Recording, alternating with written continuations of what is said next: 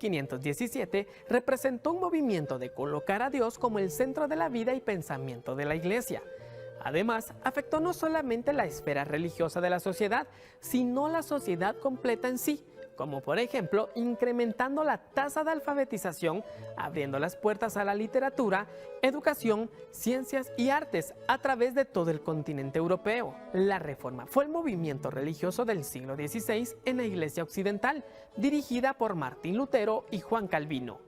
Originalmente, estos personajes trataron de reformar la Iglesia, pero sus esfuerzos llevaron a la fundación del protestantismo, provocado por el descontento con las prácticas poco bíblicas, tales como las ventas de indulgencias.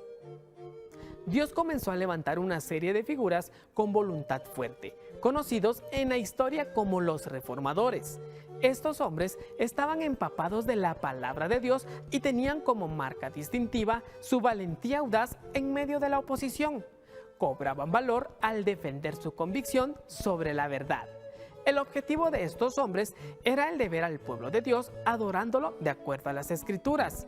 Y hoy, en Análisis BNE, conoceremos su inspiración, trabajo, entrega y legado. Iniciamos.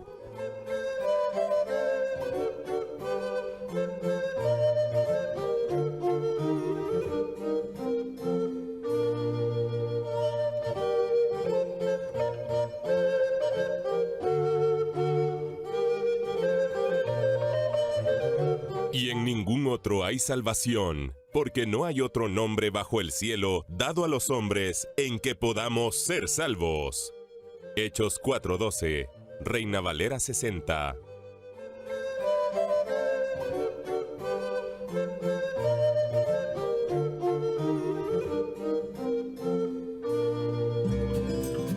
Buenos días, amados hermanos, bienvenidos a Análisis BNE. Esta mañana estaremos en la mesa redonda hablando acerca de la reforma del siglo XVI. Celebramos nuestra salvación. Estaremos hablando, como usted vio en la cápsula anterior, de los personajes que tuvieron participación, su inspiración, su trabajo y el legado que han dejado para que se pueda seguir compartiendo también la palabra de nuestro Señor. Esta mañana quiero agradecer primeramente a María José Toj, que estará con nosotros interpretando para la comunidad con discapacidad auditiva, llevando este mensaje también. Que el Señor les bendiga y gracias por estar en sintonía de Análisis BNE. Pastor, muy buenos días. Tenemos esta mañana invitados especiales. Edu, muy buenos días, y a ustedes allá en casita también, amados, muy buenos días. Hoy es jueves, hoy es día de Análisis BNE. Edu, llega el mes de octubre y una de las conmemoraciones más especiales que tiene la iglesia cristiana evangélica, la Reforma, 505 años, y para hablar del tema tenemos unos invitados muy especiales. Está con nosotros el doctor Bani Calderón, él es director del Seminario Bíblico Pentecostal de la Iglesia de Dios, el Evangelio Completo, y también está con nosotros el pastor René Álvarez de la Iglesia Luterana. Pastor, buenos días. Pastor, buenos días. Con ustedes el tiempo para que nos saluden. Wow. Bueno, gracias, hermano. Un placer. Uno se va sintiendo en casita. Amén. Y de veras, gracias por la invitación. Como bien dijo mi hermano, pues pertenecemos a la Iglesia Luterana a nivel mundial, ¿verdad? Y a la Iglesia Luterana en misión aquí en Guatemala, y es una bendición. Llegado octubre, o sea, nos vestimos de manteles largos. es la alegría que nos da, y con el hermano Luis Fernando Solares hemos estado compartiendo esos temas desde los 500 años y cada año pues que se ha ido repitiendo, y pues esta no es la excepción. Para mí un placer estar entre ustedes y con todos los hermanos que finalmente se conectan. Es un verdadero honor participar aquí con ustedes en esta oportunidad, en esta mesa redonda, y compartir aquí con hermano René Álvarez.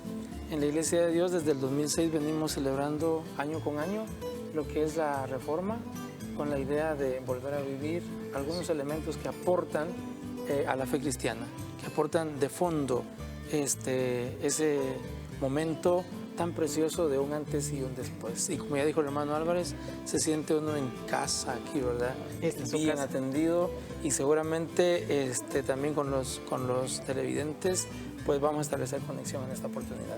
Gracias por darnos el privilegio de estar aquí. Amén. Esta mañana estaremos hablando acerca de ese trabajo que realizaron personajes importantes. Queremos iniciar en esta primera etapa del segmento hablando de Martín Lutero. ¿Cuál fue esa inspiración, ese trabajo y el legado que él ha dejado? El tiempo es para ustedes para que puedan desarrollar este tema. Muy bien, bueno. Si gustas, ¿empiezas? Como usted es luterano, yo creo que está por ese lado. Uno de los invitados. Con ese, era por educación. Esa modestia. Esa. No, cuando hablamos de Martín Lutero hablamos de una persona atribulada, y atribulada por su salvación. O sea, la Reforma tiene distintos chispas que la iniciaron, pero no podemos olvidar que la Reforma es la situación existencial de un alma humana que se siente que Dios está enojado con él, porque es pecador. Y porque es pecador, va al infierno. Y que por más cosas que haga, que realice, termina al final del día siendo probablemente más pecador que como amaneció. Y en esa situación existencial él busca la Escritura y está metido por cosas de Dios en un lugar en la ciudad de Wittenberg, una nueva universidad que el Federico el Sabio, el príncipe elector, que casi es emperador, consta, quiere hacerla de Wittenberg una pequeña Alejandría, y se ha llenado de libros y de textos y de todo para que confluya ahí la flor y nata de aquellos que quieren aprender la Escritura. Está iniciando la imprenta, acaba de ser inventada. Erasmo de Rotterdam está lanzando el Nuevo Testamento griego. O sea, está eso, y Martín está ahí y lee la Escritura, y la lee desde los originales, y está ahí y empieza a ver qué puede hacer. Cuando empieza el Papa León X con aquella fiebre de su megachurch, su Vaticano, y resulta que no tiene techo. Y entonces necesita ponerle, pues, lámina, ¿verdad? Apenas ahí su cosita, pero necesita mucho dinero. Y no tiene otra que comprometer la fe, porque manda a sus enviados a decirles que si compran indulgencias, pues van a tener la salvación. Martín Lutero dice, eso no es tan fácil. Y gracias a Dios le escucha el príncipe elector y ponen vallado. O sea, circulan, dicen, no, en Wittenberg no se van a vender indulgencias, porque eso es falso. Imagínense. O sea, hay chispas de arranque. Pero los vecinos de Wittenberg van a las vecindades a comprar las indulgencias y enseñárselas en la cara a Lutero. Mira, Lutero, ya soy salvo, ya estoy perdonado. Entonces Lutero dice, no, aquí hay algo. Y es lo que arranca las 95 tesis. O sea, las 95 tesis no nacen en el vacío, es una situación, él está salvándose él, ¿sí? Y salvando a su pueblo. Qué misión, ¿verdad? Y es ahí donde entonces ponen sus tesis y les ponen en latín, porque él está tratando de hacer deliberación. Él no está rompiendo la iglesia, él está tratando de conducir la iglesia por donde está pensando que se está desviando precisamente. Y ahí es donde empieza a poner los principios básicos y que emergerán en la dependencia en la Sagrada Escritura, en depender de la total gracia de Dios por medio de la fe en solo Cristo, ¿sí? Y ese es el arranque de la Reforma. Doctor. Al respecto, quisiera también unirme a lo que ya ha dicho el pastor Álvarez, y desde mi lectura, Lutero, como ya se dice, es como un amanecer, como un lucero, porque no nace, no se origina su inspiración o la motivación que tiene en el vacío, sino que hay prerreformadores, hay un sistema religioso sacramentalista que es bastante fuerte. Recordemos que es la parte final de la Edad Media, donde la Iglesia ha tenido un poder terrible, un poder que quita y pone reyes o emperadores. Entonces, Lutero trata de presentar una alternativa desde la experiencia humana, de la experiencia personal, no solamente desde el intelecto. Y ese es un elemento bien importante que suma. ¿Por qué?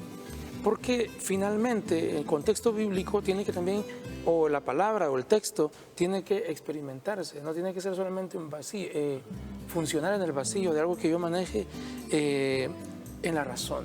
Entonces, yo creo que Lutero pone un elemento, un ingrediente bien importante, y es quitarle poder a la Iglesia católica, porque la Iglesia tradicional dispensa la salvación basado en el sistema sacramentalista o en la religión sacramentalista. Ella dice quién debe y quién no debe ser salvo. Eso chocó con la experiencia de Lutero, porque él todavía no ha encarnado la palabra, él todavía no ha experimentado un cambio, pero bueno, está aturdido, como ya dijo el hermano René. Entonces, yo creo que el elemento de Lutero es bastante profético, entendiendo la profecía como un grito de denuncia, como un grito de un llamado al arrepentimiento y luego hacer una propuesta de salvación, de esperanza. Cuando las cosas suceden en tercera persona parecen no afectarnos sino trascender. Pero Lutero experimentó la salvación y eso le hizo un giro precioso, a tal grado que creo que ni él mismo dimensionó el impacto que pudo haber tenido, incluso hasta el día de hoy que estamos hablando de este personaje. Dicen que los héroes inclusive nunca supieron que eran héroes. Sí. Ellos nunca supieron el impacto. Doctor Bani, bien lo decía usted cuando hablamos de Lutero, él es inspirado desde Robert Gottes 300 años antes, claro. Wycliffe 200 años antes. Agustín. Sí, recordemos, empieza la iglesia fundada por Jesús y sus discípulos, después los discípulos de los discípulos, que son llamados los padres de la iglesia, y tristemente empieza la decadencia, porque esa decadencia no llegaron de la noche a la mañana. Claro. Eso se fue corrompiendo hasta, recuerdo de hecho que a Wycliffe le decían el lucero de la mañana, el amanecer de la reforma. Sí, no, ¿qué le puede decir, hermano? Por supuesto, hay un dicho que dice, el poder corrompe y el poder absoluto corrompe absolutamente. Y eso fue lo que le sucede a la iglesia. Es una iglesia, nos guste o no, o sea... hacíamos la broma, ¿verdad? Ustedes vienen celebrando la reforma desde 2006, pues nosotros desde 1517. O sea, desde hace 505 años.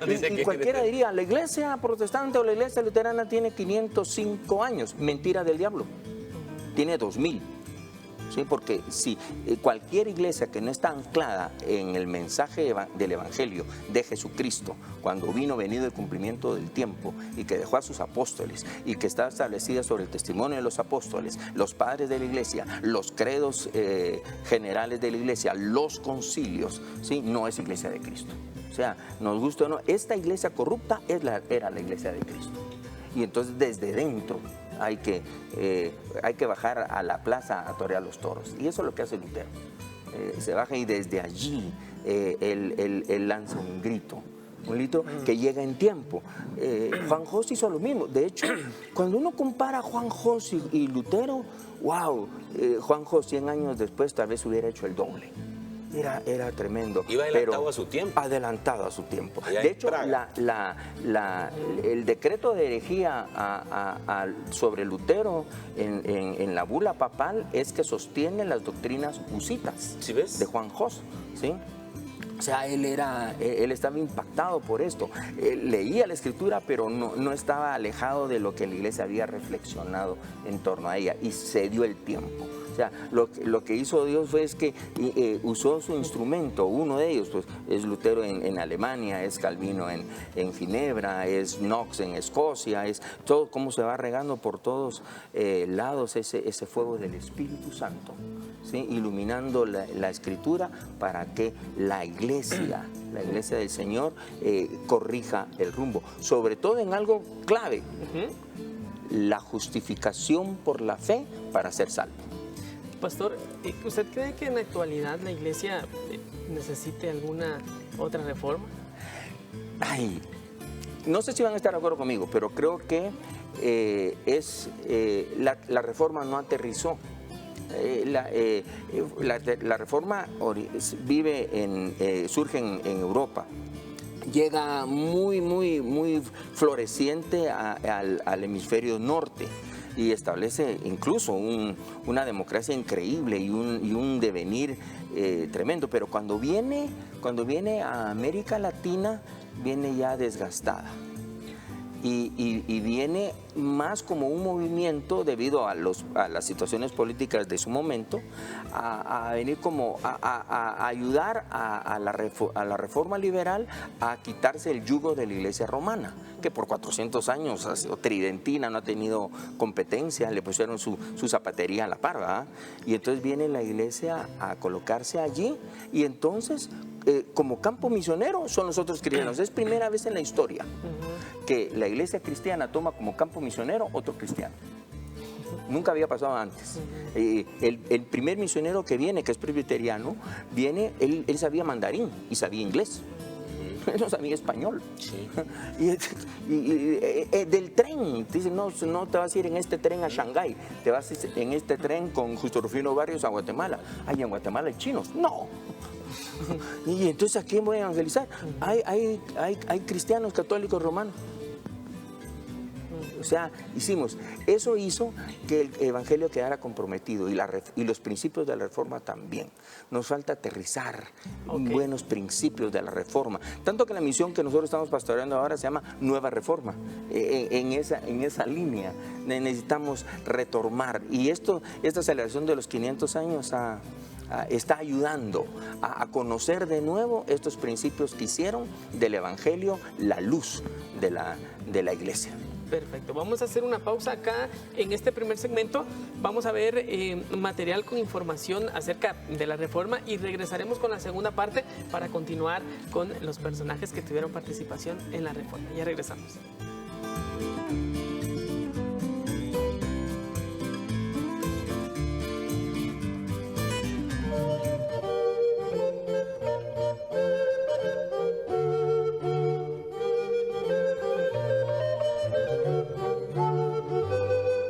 Martín Lutero fue crucial en la difusión de las Sagradas Escrituras al traducir al alemán el Nuevo Testamento, difundiendo los escritos en toda Alemania y el resto de Europa.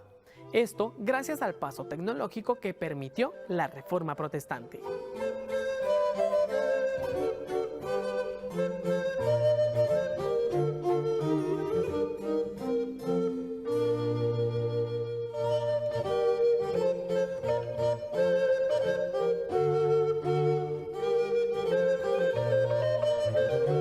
Pues Dios nos salvó y nos llamó a una vida santa, no por nuestras propias obras, sino por su propia determinación y gracia. Nos concedió este favor en Cristo Jesús antes del comienzo del tiempo.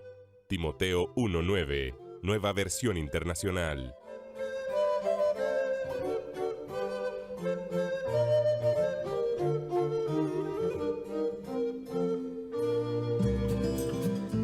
Y a través de nuestro Señor Jesucristo nosotros podemos celebrar nuestra salvación. Y esta conmemoración de los 505 años de la Reforma, pues esta mañana nos amplía un poco la historia, nos amplía un poco ese cambio que tuvo en la iglesia y pues ya los pastores han estado exponiendo su punto de vista al respecto. Continuamos con Martín Lutero y quiero darle el tiempo al doctor para que pueda aportar y ya luego continuamos con el pastor. Adelante. Bueno, la iglesia es divina y humana. Y eso tiene un grado de complejidad. ¿En qué parte es divina y en qué parte es humana? Creo que a Lutero le tocó bregar con eso, porque tiene frente a la autoridad humana que habla en nombre de Dios. Tiene que discernir. Por eso Lutero fue un intérprete de su tiempo. Fue alguien que tenía mucho conocimiento y, como ya se mencionó, Dios por medio de su Espíritu, continuamente nos está acompañando. ¿Para qué? Para discernir. Pero ese discernir no se hace en el vacío, se hace también con una gran participación humana, con gente devota, entregada, o con gente de devoción, para no ser mal interpretado. Creo que el elemento de Lutero es que discierne desde el Espíritu. Y quiero enfatizar esto. Lutero no fue un teólogo racionalista, vacío, sino que Lutero dedica mucho tiempo a su devoción, su comunión con Dios, su experiencia continua con Dios marcó ese antes y ese después. Porque puede ser que hubiera gente que fuera intelectual, racionalista en la cátedra, en la universidad, pero no tenía esa comunión con Dios. Lutero estaba continuamente hablando con el texto, experimentando al Señor, y eso le hace dar un gran aporte y probablemente también marcar la diferencia con otros que también quisieron hacer cierto elemento de reforma, pero lo hicieron más desde un elemento intelectual. Eso es lo que quería aportar. Realmente Lutero es un paladín finalmente héroe, místico, a quien tenemos que aprenderle mucho, de un carácter, creo yo, muy fuerte, pero necesario para ese tiempo. Usted dijo la palabra clave, para su tiempo, pero cuando hablamos de la reforma, podríamos hablar de un tiempo post-reforma, ¿verdad? Hicimos un pequeño marco histórico, ¿verdad? De las ideas que él se basó, pero luego surgen personajes que son tan importantes como él. Y ahora vamos a hablar de un personaje tan importante como él, como lo fue Juan Calvino. De hecho, se cree que las 5 solas, pero aquí están los meros que nos aclararon también. No es pregunta, solo es comentario, ¿verdad? que se le atribuyen ese tiempo de las 5 solas a Martín Lutero, pero se cree que Juan Calvino fue el que las terminó de hacer esos ajustes y esos estudios ahí. Y precisamente de él vamos a hablar, de Juan Calvino, pastor. Miren, las 5 solas son 4. Sola Escritura, sola fe y sola gracia. Eso está de locos, ¿verdad? Las 3 primeras solas son las que originan la reflexión teológica de Lutero. Sí, cabrón. ¿Sí? Él es la sola gracia, sola fe Pastor, y sola Escritura. ¿podemos decir que se basan las 95 tesis en eso, del resumen, o no exactamente? No tanto. La dieta de Worms en 1521 es la que da origen a la primera sola, la sola Escritura. Si no me convencen con la Sagrada Escritura, ¿sí? No puedo retractarme. Dios esté conmigo. ¿Sí? O sea, que nos iríamos ahí. Pregunta a Lutero, ¿debes retractarte? Le dicen, ok, muy bien, yo no soy perfecto. ¿En qué? En todo. No, un momento. Estoy citando a Agustín, estoy citando al Papa Gregorio, estoy citando encíclicas, estoy citando credos, estoy citando concilios, estoy citando la Escritura.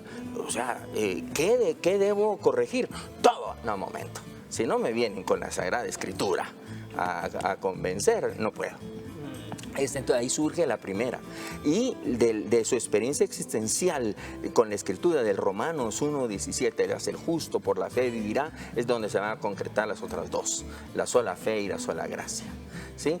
El movimiento de reforma, el movimiento ya reformado, Calvino, y el devenir lo que va generando el sujeto de las solas. La Escritura es la palabra viva, y la palabra viva es solo Cristo. ¿Sí? Y en la sola gracia, la gracia derramada de Dios en Cristo. Y en fe ¿en quién? En Cristo. Entonces se le puso el sujeto, el solo Cristo. Y la teología cabalmente de Calvino, que parte de otro momento. Calvino era un nenito, ya caminaba, porque él nació en 1509, ¿sí? Lutero está clavando a las tesis en 1517. Postreforma, por eso decíamos postreforma. Entonces ya va caminando, ya las guerras y él está muy cómodo, pero entonces él parte de otro momento, de la soberanía de Dios. Y que el fin último del ser humano es la gloria a Dios. Y finalmente es lo que le pone la moña al paquete. Entonces, la sola fe, la sola gracia, la sola Escritura, solo Cristo y la sola gloria a Dios. Yo quisiera iniciar con Calvino en el fin de su vida. en el testimonio de Juan Calvino. Quisiera leérselos. Perfecto. ¿Sí? Si lloro, es segunda vez que lloro. ¿Sí? Precioso. Quiero oír eso, ¿no? Sí. Por favor, Dice, amados. está en su lecho de muerte. Y Calvino dice, doy testimonio de que vivo y me propongo morir en esta fe que Dios me ha dado por medio de su evangelio, y que no dependo de nada más para la salvación que la libre elección que Él ha hecho de mí. De todo corazón abrazo su misericordia, por medio de la cual todos mis pecados quedan cubiertos por causa de Cristo y por causa de su muerte y sus padecimientos. Según la medida de la gracia que me ha sido dada, he enseñado esta palabra pura y sencilla mediante sermones, acciones y exposiciones de esta escritura. En todas mis batallas con los enemigos de la verdad no he empleado sofismas, engaños, artificios, fábulas, ¿sí? Sino que he luchado la buena batalla de manera frontal y directa. ¿Qué cosa? ¿Cómo no iba a cambiar el mundo con esta gente? ¿Sí? Esas es las palabras finales de Lutero, es miserable. De Lutero son miserables somos. ¿Sí? O sea, es la sola gracia. Y Calvino le agrega la elección divina de Dios, ¿sí? Sin méritos ningunos, sino el Dios que se ha derramado por su soberana voluntad a mirar a un vil pecador. Qué precioso. Doctor. Sí, yo creo que ningún movimiento puede conformarse solamente con una persona. Es uno que comienza el movimiento, pero de ahí derivan otros factores y otras personas que se unen cuando una causa vale la pena. Y en este caso le corresponde a Calvino, en una segunda generación, tomar la causa de Lutero, también siendo un intérprete de su tiempo. Calvino realmente es un iluminado. Y quiero decir que Calvino no nacen a cada tiempo. A lo mejor yo creo que hay que verlo, que le da una continuidad enorme a la Reforma, desde donde era necesario. Por ejemplo, la sistematización del movimiento de la Reforma con la doctrina. Cuando Calvino escribe a los 27 años la institución de la religión cristiana, o sea, yo veo en mi entorno quién a los 27 años ha hecho escritos así tan fenomenales. Yo creo que Dios se valió de la intuición de Calvino, del momento también histórico para poder levantarlo como un líder que complementara el momento iniciado por Lutero. Ahora, Calvino se centra en la soberanía de Dios, dándole continuidad al pensamiento de Lutero con la idea de concretar, quitarle poder a la religión sacramentalista. O sea, no son ustedes los que tienen el poder, perdonen, es Dios. La salvación depende de Dios. Hay un elemento ahí que denominamos como el péndulo, que a veces se mueve hacia el otro extremo, pero ahí tenemos a Calvino haciendo un gran aporte. El intelectual Calvino en la Ginebra, que no quería involucrarse porque él está centrado en su cubículo, en su laboratorio, recibe la reprimenda de Guillermo Farel. Así es.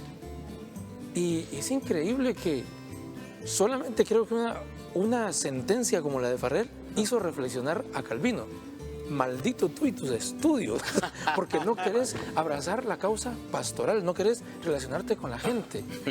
El hombre se sintió desafiado a tal grado que tuvo que moverse hacia el otro extremo y tomar la causa de la Reforma. Pero creo que es bien importante, esta gente realmente nos inspira. ¿Y de dónde nos inspira? Desde su experiencia con Dios. Ellos experimentaron un antes y un después. Experimentaron salvación. Salvación, si se quiere, moral, salvación de lo mundano por el hecho de querer aportar para su gente. Pero hay otro elemento que quisiera agregar acerca de Calvino.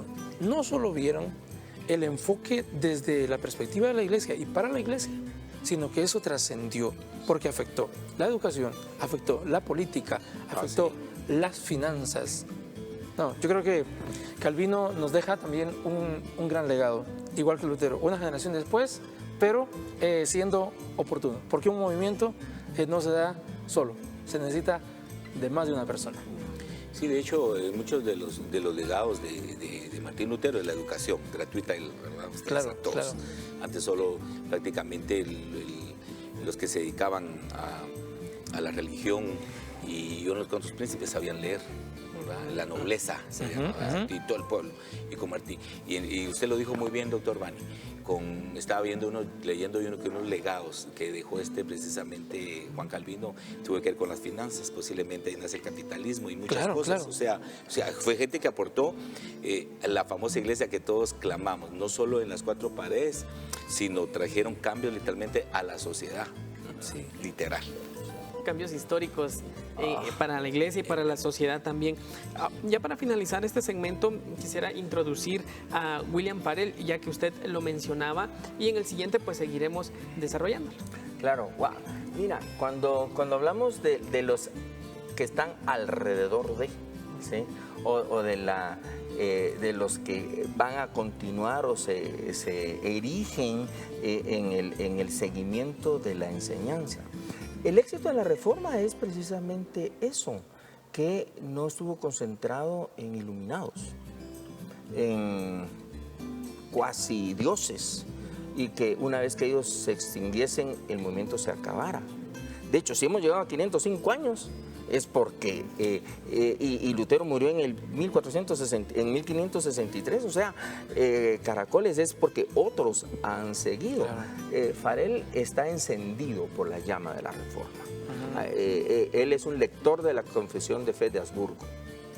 Sí, y dice, caray, por eso están dando la gente la vida, porque cuando se presenta la confesión y la apología de la confesión al emperador diciéndole, esto es lo que nosotros creemos y estamos dispuestos a morir por esto, caracoles, él es transformado. Y él está ahí cuando le llega cabalmente de regalo de Dios, ¿sí? Un muchacho, ¿sí?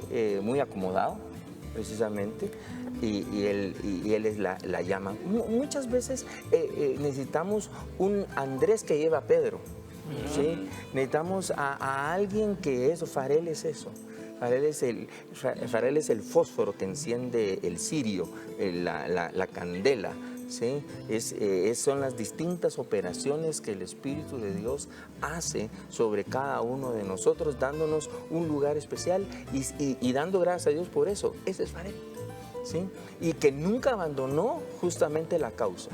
Sí, él lloró cuando Calvino es expulsado de Ginebra, pero es el promotor de su regreso. ¿Sí? Es el Steve Jobs del tiempo de la Reforma, ¿sí? O sea, es aquel que es expulsado de lo que está construyendo y regresa ahí. Esos acompañantes en la Reforma, tanto que es en ese monumento a los reformadores en Ginebra, es uno de los 4 gigantes que está allí. ¿Sí? Perfecto. Creo que esta mañana estamos aprendiendo mucho. Todos, que espero que allá en casa esté siendo de bendición este tema. Amados hermanos, a través de las redes sociales, escríbanos, comparta con nosotros cómo está bendiciendo su vida este tema. 500 años de la Reforma, celebramos nuestra salvación. Haremos una pausa y continuamos con más de Análisis BN.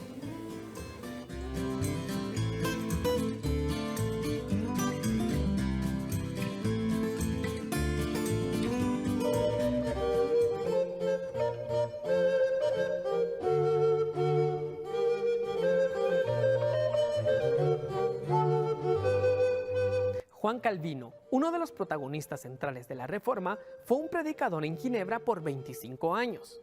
Durante este tiempo, él predicaba 2 veces cada domingo y diariamente la mitad de las semanas del año, un promedio de 10 veces cada 2 semanas. En esos 25 años, Calvino predicó 189 sermones del libro de Hechos, 271 de Jeremías, 200 de Deuteronomio, 343 de Isaías y 110 de Primera de Corintios. Cuando lo exiliaron de Ginebra por 2 años, a su regreso subió al púlpito, abrió Primera de Corintios y continuó con el texto que había dejado pendiente.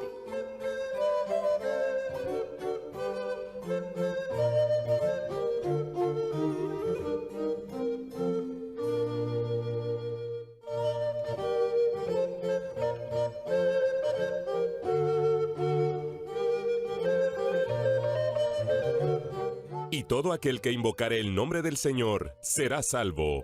Hechos 2:21, Reina Valera 60.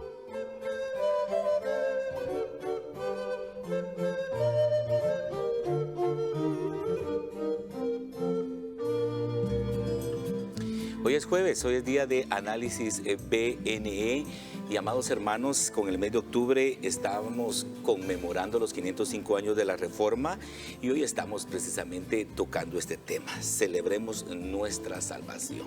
Doctor Bani, estamos tocando el tema, estamos hablando de Farel, por favor, usted tiene el tiempo. Qué interesante, como una antesala al 31 de octubre, ¿verdad? Los 505 años, ir ambientando a la Iglesia Cristiana Evangélica. Creo que eso está bien, nos hace recordar, nos hace despertar, nos va perfilando ahí para qué novedoso puede ser y que no pasamos desapercibido una fecha tan importante. Hablando de Farel, solamente quisiera mencionar dos o tres elementos. Número uno, él no es un academicista, a diferencia de Lutero y Calvino. Él tiene un corazón pastoral y una devoción permanente por el Señor. Y eso es bien importante, pero también le apasiona el estudio de la Biblia, el estudio de la teología, y eso le llevó precisamente a tener ese corazón pastoral. Uno de sus legados, aparte de la frase y sentencia que da para Calvino, que creo que fue también un legado, las palabras son poderosas, él escribe un comentario sobre el credo de los apóstoles y escribe un comentario sobre el Padre Nuestro y hace un resumen de las enseñanzas de la Reforma, entre otras cosas. ¿Y qué le llevó a hacer eso?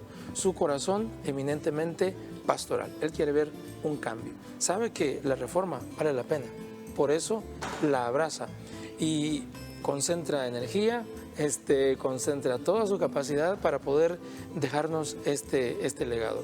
Yo creo que en Farel podemos nosotros pensar que es bien importante la preparación intelectual, pero también es bien importante la relación con la gente, la parte pastoral.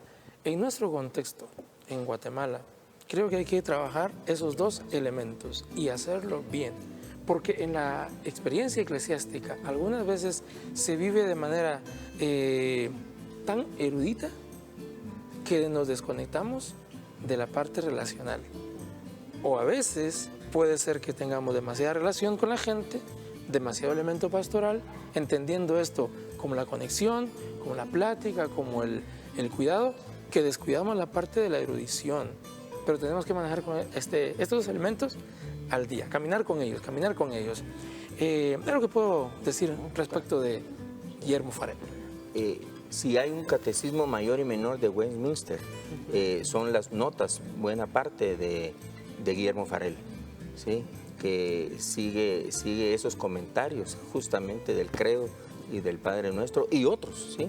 Pero que se supieron reescribir, ¿sí? de una linda manera y nos dan legados para las siguientes generaciones. Perfecto. Uno de los últimos personajes que hablaremos en esta mañana, por el tiempo necesitaríamos un programa de 3 horas para poder abordarlos a todos, es sobre Zwinglio, para poder hablar acerca también del trabajo que él ha realizado. Ulrico Zwinglio, sí, colérico sanguíneo a morir. Sí, le dice en su cara a Lutero, ¿qué se cree? Sí. ¿Qué se cree? Estás a medio camino. O sea, él es un radical. Él es una persona que quiere ver los cambios. Es obvio, es la generación que ahora está viendo la respuesta. O sea, la contrarreforma va a arrancar dentro de poco. Los avances del protestantismo van a ocurrir. ¿Sí? Los pueblos y los príncipes feudales están adoptando la fe reformada, la fe de estos hermanos, están tratando de esbozar la fe, están viendo que hay un analfabetismo tremendo, pero se necesita carácter para formar la iglesia, y Ulrico quiere romper, él quiere darle identidad. En algunas cosas muy bueno, en otras creo que se pasó, se excedió. Ulrico Zwinglio sería como que el evangélico guatemalteco que tiene que construir una iglesia, pero que se encuentra que está frente a otro cristiano, otro pseudocristiano, y tiene que mostrar carácter. Y entonces hay cierto situación de Ulrico de legalizar el carácter del creyente. Y de marcar un hasta aquí llega tu límite en el romanismo, en los papistas, y esta es la nueva fe que ahora se tiene que vivir. Y entonces está más preocupado en el cómo debe manifestarse el creyente, y en eso se pasa llevando también algunas cositas claves de la reforma en mi posición luterana. Okay.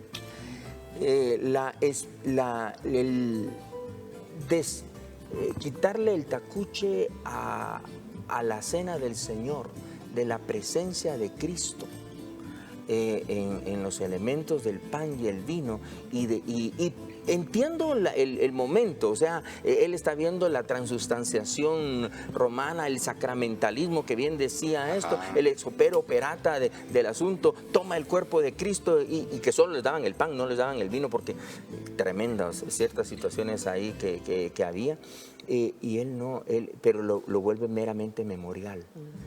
Y creo que ahí es un error. Creo que había que tomar banderas. Creo que finalmente iniciamos un camino, hay que llegarlo hasta el fin. Y en eso Ulrico es tremendo. Pero también no hay que ser cuidadoso, que no en el momento de darle una identidad al pueblo perdamos las bases sustantivas que sostienen también la fe. Pero eso es Ulrico. De hecho, la mayoría del pueblo evangélico que ha llegado a Norteamérica, y de Norteamérica a nosotros, sostiene muchos de los discipulados de Ulrico. Nosotros hablamos de Lutero, hablamos de Calvino, pero si alguien influenció más al movimiento evangélico que vemos en Latinoamérica, sí, es Zwingli. Sí. Uno de los elementos que yo puedo decir respecto a lo que ha mencionado el pastor René Álvarez es que nosotros tenemos la herencia de Zwingli respecto de la Cena del Señor. Porque como miramos la Cena del Señor como simbolismo, Sí. ¿verdad? Como un memorial, no tanto una perspectiva luterana. El carácter muy volado, muy precipitado, si se quiere, muy radical de Zwinglio, le lleva, creo yo, a también dejar de lado algunos otros elementos que pueden ayudar para el movimiento de la fe, de la iglesia, de la religión. Por ejemplo, el elemento zwingliano de centrarse solamente en la Biblia. Él no está aceptando los comentarios, él no está aceptando algunos otros elementos que pueden ayudar a la interpretación. O está en la Biblia o no lo creo. O no existe. O no existe o no lo acepto. Es un radicalismo. A veces es un poquito conflictivo comprender el pensamiento zwingliano porque también él es nacionalista. Entonces, ¿cómo puede ser político y a la vez religioso? Pero bueno. Pero recuerde que el dato histórico, eso era lo que en su momento se vivía. Se vivía, correcto. Porque estaban tan así. Correcto. Pero es importante, sí, ver que tiene carácter y tiene determinación. Finalmente, hay que identificarse con una causa. Vamos a después ser interpretados o bien o mal, pero hay que tomar decisiones. Sí. Y creo que de Zwingli aprendemos eso, justo aprender a tomar decisiones. También recordemos que Zwinglio tiene como base, además de otros, el elemento católico. Él fue un sacerdote y esa fue su experiencia, pero emigra, por decirlo así, al pensamiento de la reforma, lo cual lo adopta, lo toma como bueno, saca bandera y él escribe 67 artículos como parte de su legado, no es el total, pero ahí aborda diversos enfoques. Sin embargo, yo creo que el elemento zwingliano lo tenemos presente entre nosotros y habría que validarlo una vez más, ¿verdad? Su carácter, su devoción por el Señor, su centralidad en la Biblia, que sigue estando presente entre nosotros el día de hoy. Este trabajo que realizaron, este esfuerzo, ese carácter aguerrido para poder realizar cambios importantes en la iglesia, permitieron que las personas tuvieran, o que el resto de las personas tuvieran la posibilidad de leer la palabra, de poder encontrarse con Jesús a través de la lectura. Y el enfoque de esta conmemoración en el canal es celebrar nuestra salvación. ¿Cómo podemos nosotros, Pastor René, primeramente, poder celebrar esa salvación que obtenemos por medio de nuestro Señor Jesucristo, recordando la Reforma? Bueno, partamos del hecho fundamental, exegético, hermenéutico, de lo que es la fe protestante, ¿sí?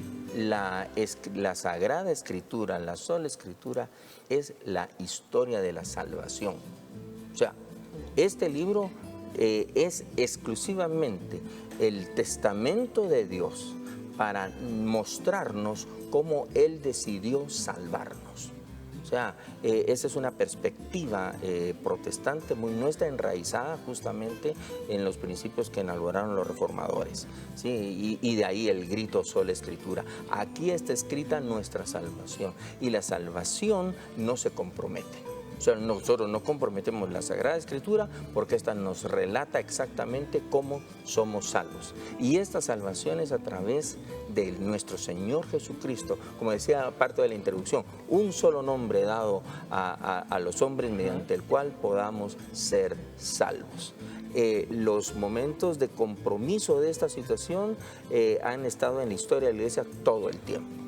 Lutero, desde su experiencia muy existencial de necesitar y requerir urgentemente salvación, porque él pensaba, cada vez que me muera no estoy seguro, y la Escritura le dio la seguridad de que en Cristo, no por él, sino por el regalo y gracia de Dios, era salvo. Tras Lutero, Felipe Melanchthon y otros filipistas quisieron incluso hasta comprometer un poco esta situación, y él deja un testamento, los artículos de Esmalcalda, en donde su artículo 2 es el artículo no negociable. Somos salvos por la fe.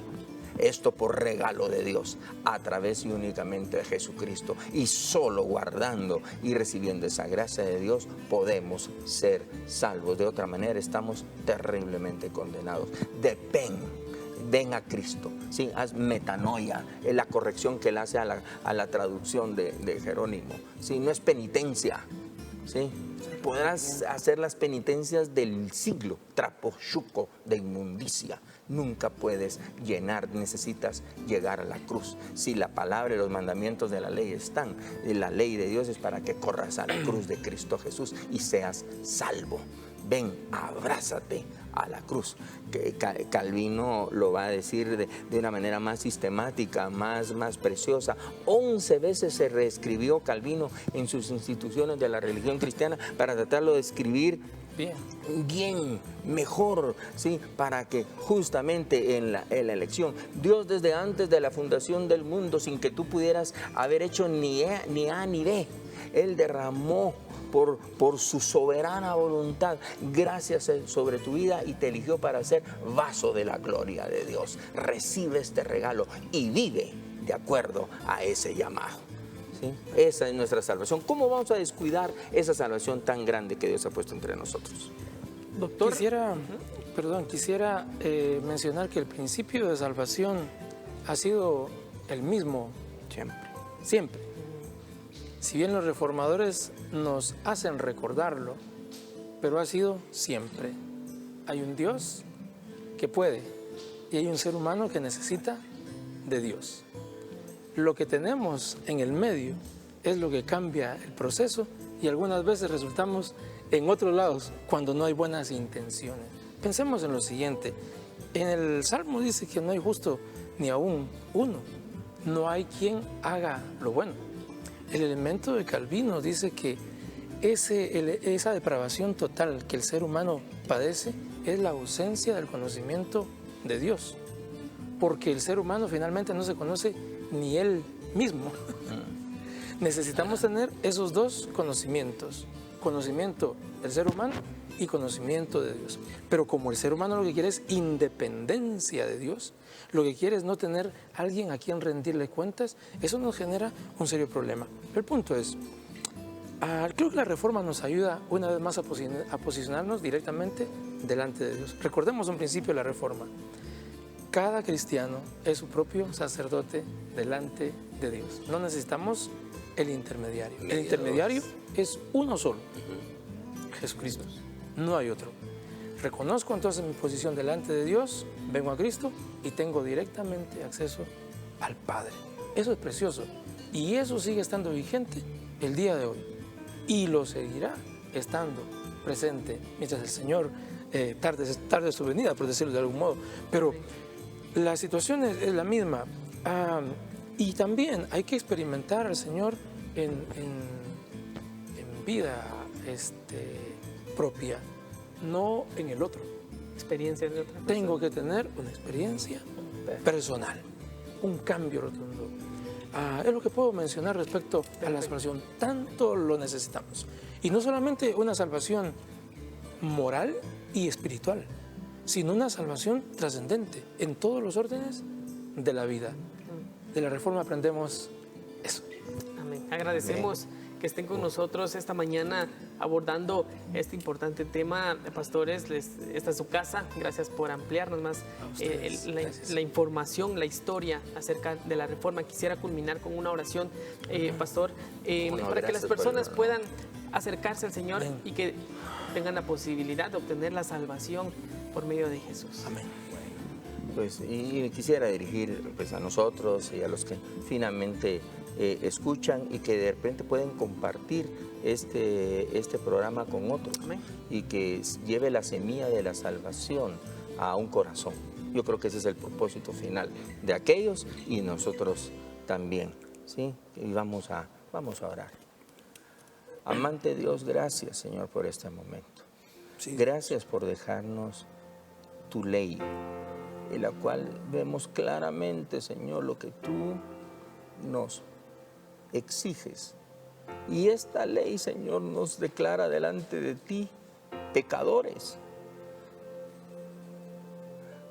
muertos, perdidos. Cada vez que vemos cada ordenanza tuya, nos vemos, Señor, vemos nuestras manchas y vemos nuestra impiedad, oh bendito Dios. Y que nadie puede, Señor, satisfacer esta bendita y santa justicia tuya. Pero gracias por la noticia del Evangelio en Jesucristo nuestro Señor. Sí, Señor. Ese segundo Adán, ese bendito regalo, ese logos, esa palabra encarnada tuya. Dios y hombre verdadero, que vino a este mundo, Señor, y cumplió todas tus expectativas y toda tu ley. Y por la gracia en Cristo, por el sacrificio de Cristo, por la sustitución que hace Cristo de nosotros en la cruz, porque nosotros debimos haber muerto, hoy tenemos vida en abundancia, salvación y vida eterna. Hoy, Señor, yo te pido que esta palabra sea proclamada en las 43,000 iglesias de Guatemala. Que, Señor, llevemos a las personas, Señor, a cada uno que nos escucha a ser confrontada con la Escritura. Y que vea, Señor, su maldad, que no hay justo ninguno. Sí, Señor. Que necesita salvación y que los llevemos prontamente, no a doctrinas de mandamientos y de ordenanzas, sino a la gracia en Cristo, sí, a la cruz de Cristo, que podamos apuntar a la cruz de Cristo, que salpiquemos nuestros sermones de la sangre de Cristo, sí, Jesús derramada en la cruz, y que llevemos a los hombres y mujeres y niños y jóvenes de nuestra nación a la pregunta: ¿qué debo hacer? Cree en Cristo Jesús y serás salvo tú y tu casa. Ven a Cristo. Hoy Él ha derramado y abierto puerta para ti. Toca a tu vida. Y desde antes ha decidido derramar sobre ti gracia y Espíritu Santo. No retengas. Ven y abrázate hoy a esa cruz y a esos brazos extendidos que siguen fuertes para llevar otro pecador a la gracia infinita y a la vida eterna, y que nos ofrece a cada uno, ladrones, pendencieros. Hoy estarás conmigo en el paraíso. Esta es la llamada ayer, esta es la llamada hoy. Esa es la palabra de perdón ayer, la palabra de perdón hoy. Ilumina tu iglesia y que seamos por esta palabra originadores de cambio y transformación para nuestra nación, en Jesucristo nuestro Señor. Amén. Agradezco nuevamente su visita, estar acá con nosotros en este análisis BNE. Esperamos tenerlos próximamente también abordando más acerca del Evangelio. Amén. Gracias. Gracias, Pastor. Pastor, muchísimas gracias. La próxima semana continuamos con esta serie, 505 años de la Reforma del siglo XVI. Dios les bendiga.